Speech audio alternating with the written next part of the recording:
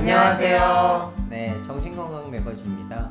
오늘은 저희가 학교 폭력에 관한 이야기를 나눠보도록 하겠습니다. 요즘 되게 뜨거운 이슈이기도 하죠. 혹시 선생님들 외래 보시면서도 주변에서 학교 폭력이나 학폭위 소위 이런 걸로 찾아오는 아이들도 많이 있을 거고 어떠세요, 선생님들 보시기에는? 외래 학교 폭력으로 내원하는 아이들이나 부모님들이 굉장히 좀 생각보다 꽤 많은 것 같아요. 그 중에 아주 소수는 가해자인데 이제 병원으로 오게 치료에 대해서 이제 하기 위해서 병원에 오는 경우도 있고. 하지만 이제 사실은 대부분 정신과를 오게 되는 경우는 피해자가 훨씬 더 압도적으로 좀 많은 것 같고요. 다양한 것 같아요. 그러니까 우리가 흔히 알고 있는 학교 폭력에서는 맞고 때리고 물건을 뺏고 돈을 뺏고 이런 거를 주로 아마 상상하실 텐데, 근데 그런 거 말고도 안 좋은 소문들이나 인터넷 세상에서의 어떤 댓글이나 저격 이런 것도 있고, 은근히 따돌리는 그런 것 때문에 힘들어서 오는 경우도 많고, 굉장히 좀 가지가지 있는 것 같습니다. 지속적으로 반복되는 이런 노출들이 학교 폭력의 큰 특징이기도 한데 이런 것들이 이루어지는 게 큰 문제이기도 하죠. 간접적이고 티가 나지 않는 방식으로 이렇게 폭력을 행하는 경우가 많아서 그런 것들을 선생님이나 부모님들이 알아차리기가 조금 어렵고 노출이 되기까지 시간이 오래 걸리는 경우가 좀 많은 것 같아요. 사실 이제 연예인들이나 유명인들이 그렇게 막 SNS 상에서 사이버 폭력을 당하잖아요. 비슷한 것 같아요. 학생들도 학교에서 그렇게 폭력들을 좀 당하는 것 같고요. 저도 사실은 학교 폭력의 피해자죠.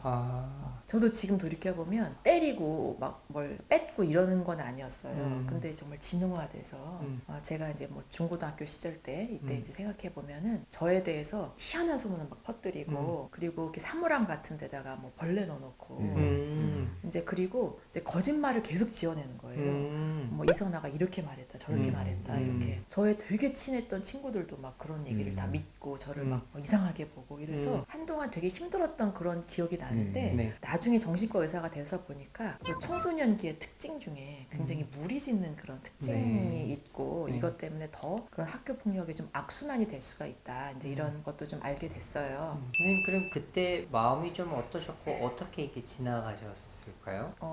정말 좌절스러웠던 것 같아요. 사실 저는 성격이 좀 굉장히 무던한 편이에요. 그러니까 그나마 크게 너무 힘들지는 않고 민감하고 마음이 여리고 이런 분들이었다면 굉장히 많이 힘들었을 것 같아요. 정말 세상이 다 내 적 같고 나를 다 나만 욕하는 것 같고 아무도 내 편이 없는 것 같고 이제 이런 생각 때문에 되게 우울하고 힘들고 점점 더 되게 힘들어지지 않았을까 일반적으로. 근데 이게 어떻게 보면 좀 심한 장난, 짓궂은 장난이라고 볼 수도 있는데 그게 큰 파장을 불러일으킬 만한 거라고 미처 생각을 못하는 것도 있는 것 같아요. 가해자랑 가해자 부모님, 그다음에 피해자 부모님이 이제 이렇게 좀 만나게 되고 또는 이제 이야기 면담을 하게 되고 하면은 가해자 부모님들이 자기 아이에 대해서 우리 애는 그럴 애가 아니다 그런 얘기를 되게 많이 하잖아요. 그게 진짜로 막 감싸고 이제 이런다기보다는 정말 평소의 성격으로 얘가 그렇게 악랄하게 할 거라고 생각하기가 되게 어려운 거예요. 하지만 어쨌든 무심코 던진 돌에 개구리는 맞아서 죽는다고 이제 상대방들은 그냥 무심코 돌을 던졌는지 모르겠지만 저는 정말 맞아 죽을 뻔한 그런 경험이었던 걸로 기억해요. 대부분 이제 진료실로 오는 학교 폭력의 피해자인 이제 청소년들은 그 생각이 좀 길게 아주 오래 가는 것 같아요. 학년이 올라가고 반이 바뀌고 심지어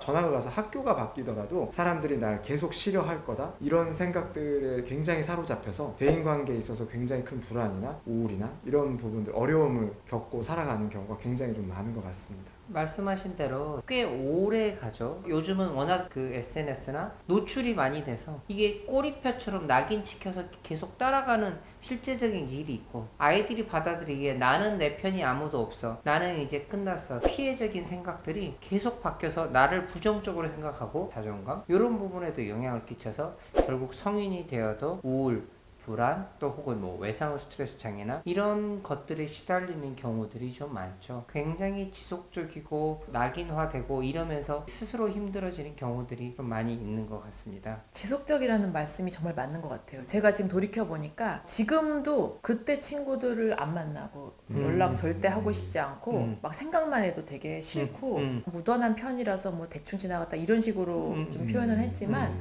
지금 돌이켜 보니까 지금도 막 약간 욱하거든요. 네. 정말 말씀하신 대로 한동안 좀 자존감에 되게 네. 아주 안 좋은 영향을 받고 네. 그랬던 것 같아요. 근데 이제 대개는 이제 어른들이 생각했을 때는 이제 크게 두 가지 시각이 있는 것 같아요. 첫 번째로는 피해자 입장에서 생각을 하지 못하고 아 그거 뭐 애들끼리 잘하면서 싸울 수도 있지 뭐 애들끼리 그럴 수도 있지 이런 시각이 이제 일단 하나가 있는 거고 그다음에 두 번째로는 아 가해자의 애들이 문제고 얘네들만 없애면 그냥 다 괜찮아질 거야 이렇게 생각하는 두 가지 시각이 있는 것 같은데 일단은 말씀드릴 수 있는 거는 이거는 잘하면서 그냥 친구들끼리 투닥투닥하고 치고받는 정도의 수준은 아니라는 거죠. 그거보다 훨씬 더 심각한 수준의 그리고 꼭 폭력을 동반하지 않는다고 해도 소문, SNS, 뭐 실제적으로 놀아주지 않는 사회적 관계를 고립시킨다든지 이런 간접적인 것들도 모두 포함하고 있는 거기 때문에 잘하면서 뭐 애들끼리 치고받고 싸우는 그런 정도로 이렇게 가볍게 생각할 거는 아니다. 이거를 조금 말씀드리고 싶고 가해자만 분리하면 모든 게 끝난다.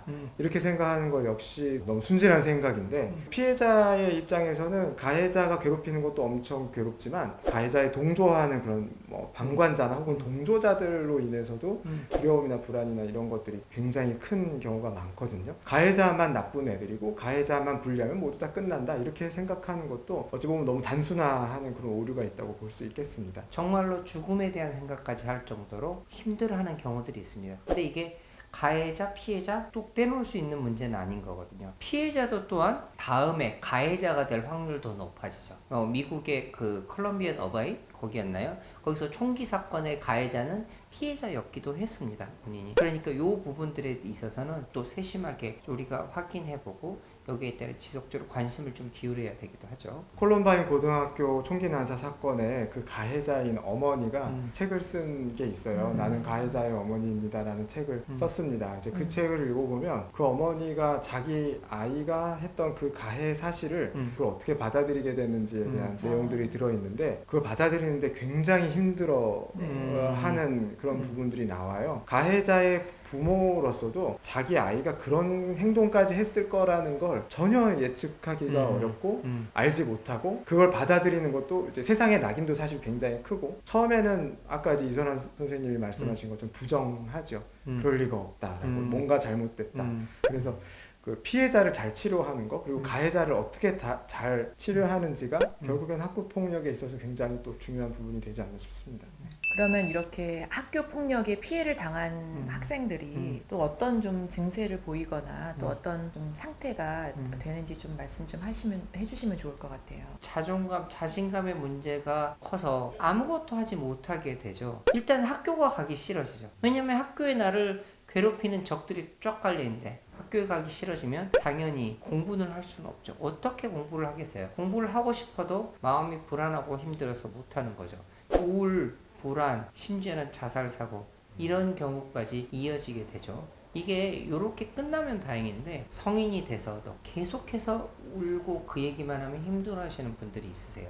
이게 10년이 지나도 20년이 지나도 계속 나한테 영향을 끼치는 거죠. 학교 생활이 12년이잖아요. 12년 동안 괴롭힘을 당했으면 내 인생에서 절반 이상을 계속 괴롭힘을 당할 수 있는 문제가 벌어지는 거죠. 그러면 나는 공부도 못하고 친구들도 없고 이게 어떻게 그 뒤로 삶이 힘들지 않을 수 있겠습니까? 부모님들도 자기 아이가 이런 모습을 보이지 않는지 한번 보실 필요는 있는 것 같아요. 뭐 잠도 굉장히 늦게 자고 못 자고 학교로 가지 않으려고 하거나 굉장히 뭐 옷이나 이런 게 좀 헝클어지거나 이런 자기 관리나 이런 것들이 떨어지게 되고 또 이제 한번 집에 들어오면 바깥에 잘 나가지 않으려고 해요. 사람들 마주치는 것도 두려워하고 뭐 성적이 뚝뚝뚝 떨어지고 표정도 굉장히 어두워지고 생기도 없어지고 여러 가지 모습들 뭐 이제 가끔 언뜻 뭐 인생이 의미가 없다거나 죽고 싶다는 얘기를 한다거나 죽고 싶다는 생각과 다른 사람을 공격하고 싶다는 생각은 동전의 양면이죠. 다 잘 아시겠지만 그래서 이게 이제 나로 향할 때가 있고 그게 내 외부에 있는 다른 사람으로 향할 때가 있고 자해나 혹은 타해에 대한 욕구, 뭐 심한 짜증 이런 것들도 이제 아이의 정서적인 변화 그리고 혹은 이제 학교 폭력을 시사하는 그런 모습들이어서 이런 부분들도 보호자분들이 유심히 보시는 게 좋을 것 같습니다. 어떤 경우는 목욕탕 같이 안 들어가려고 하거나 여름에도 긴팔을 입는다면 그거는 맞아서 생긴 흔적일 수도 있고 스스로 자해를 하는 경우들도 굉장히 많습니다. 괴로워서 이런 경우에 주의 깊게 보셔야 될 필요도 있습니다. 네, 저희가 학교 폭력에 대해서 얘기를 하다 보니까요, 이제 얘기할 게 굉장히 좀 많은 것 같아요. 그래서 조금 더 상세한 정보들을 드리기 위해서 2편에서 학교 폭력에 대해서 이어서 말씀드리도록 하겠습니다. 궁금하신 게 있으면 댓글로 남겨주시면 더 좋은 내용으로 찾아뵙도록 하겠습니다. 이상 정신건강 매거진이었습니다. 안녕히 안녕히 계세요. 계세요.